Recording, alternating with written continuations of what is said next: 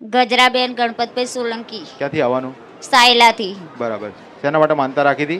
અમારી વહુને 2 વખત આવા ડિલિવરી વખતના પ્રસંગો બગડી ગયા હતા. બરાબર. એટલે અને પહેલા 2 કેસ ત્રીજી ફેલ વખતે થયા. ઝાડા ઉલટીનો એનો પ્રોબ્લેમ હતો. પહેલા 2 કેસ ફેલ થયા. 2 ફેલ થઈ ગયા. અને ત્રીજી વખતે ખેડા દાખલ કરી હતી. તો મેં આ વિડીયો જોયો તો ખુંખાર મેડીમાનો. તો મને એમ થયું કે આજે ને આજે જ હું દર્શન કરી આવું ને બાધા લઈ આવું. બરોબર. તો એ બાધા કોઈ આપતા નતા એટલે મેં મારા મનથી બોલી કરી હતી કે માં જે કંઈ હોય તે મારી વહુને અત્યારથી દાડો સુધરે અને તું જે કંઈ આપીશ એ તારી પારે જ નામ ધારણ થશે માં. બરાબર. આવી બોલી કરી હતી. તો આજે 2 મહિનાનો બાબો થયો એટલે માં હું અહીંયા આગળ નામ ધારણ કરવા લઈને આવીશું. દીકરાનું નામકરણ અને માનતા પૂરી કરવા માટે. હા. બરાબર. તો શ્રીફળ, ચુંદડી, અગરબત્તી, પેંડા અને 2 હાર અને માતાજીનો હાર એ લઈને આવીશું.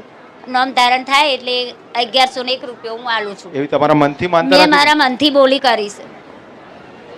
લેવા આયા હતા પહેલા તમે, એટલે હું કહું બાધા હાલતા હોય તો બાધા લાવીશ. અને પછી શું કીધું સેવકોએ? સેવકો ક્યાંય બાધા કોઈ આપતું નહીં.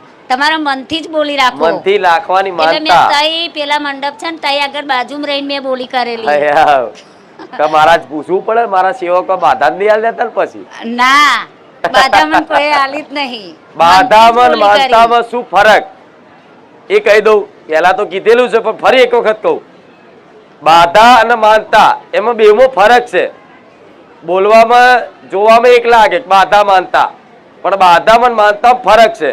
બાધા છે ને કોઈ પણ ભુવાજી હોય, કોઈ પણ વ્યક્તિ એ આપે બાધા.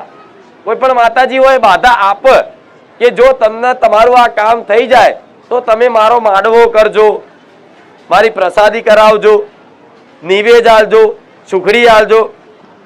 તે બાધા આપવી કહેવાય.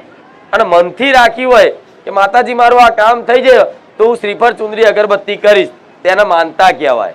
બાધા આપવામાં આવે, બંધનમાં બાંધે કે જો 1.5 મહિનામાં તમારું કામ થઈ જાય તો તમારે ચોખા નહીં ખાવાના, આ બાધા. પણ મનથી એવું કહો કે 1.5 મહિનામાં કામ થઈ જાય ત્યાં સુધી ચોખા નહીં ખાઉં, આ માનતા. પણ હું તો કહું ખાજો હો, ચોખાની રાખતા નહીં. કયો વાંધો નહીં. એનું નામ શિવમ રાખો. શિવમ. શિવમ. હો, શંકર ભગવાનનું નામ શિવમ. ભલે રામ માડી રામ. સત્યમ શિવમ સુંદરમ ને કહેતા શિવમ. રામ માડી રામ. ઓ રામ.